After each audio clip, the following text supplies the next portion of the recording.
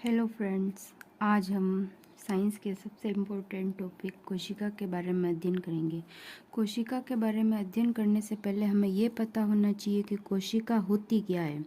कोशिका किसे कहते हैं? कोशिका, तो इसकी परिभाषा ये है कि कोशिका हमारे शरीर की कोशिका हमारे शरीर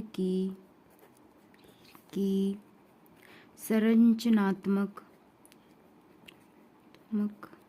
व क्रियात्मक इकाई है।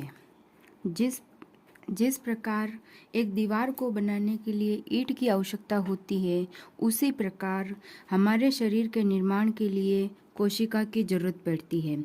तो हम ये जानेंगे कि कोशिका की खोज सबसे पहले किसने की थी। कोशिका की खोज सबसे पहले सन 1665 में रॉबर्ट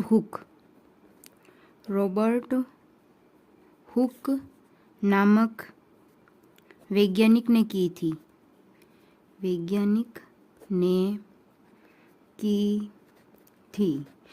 1665 में रॉबर्ट नामक वैज्ञानिक ने की थी, इसीलिए रॉबर्ट हुक को हम कोशिका विज्ञान का जनक कहते हैं।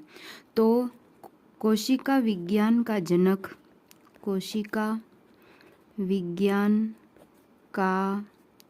जनक किसे कहते हैं?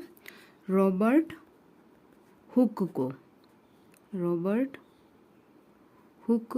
को।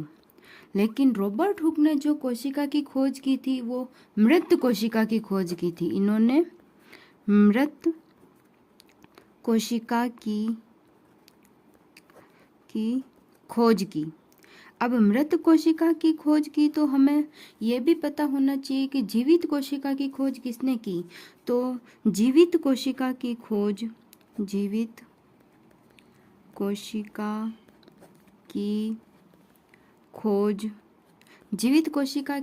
की सन 1674 में ल्यूवेनहॉक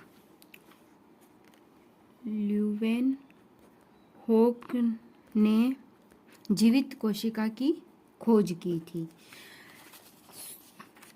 अब हमने मृत कोशिका और जीवित कोशिका की खोज के बारे में अध्ययन कर लिया है।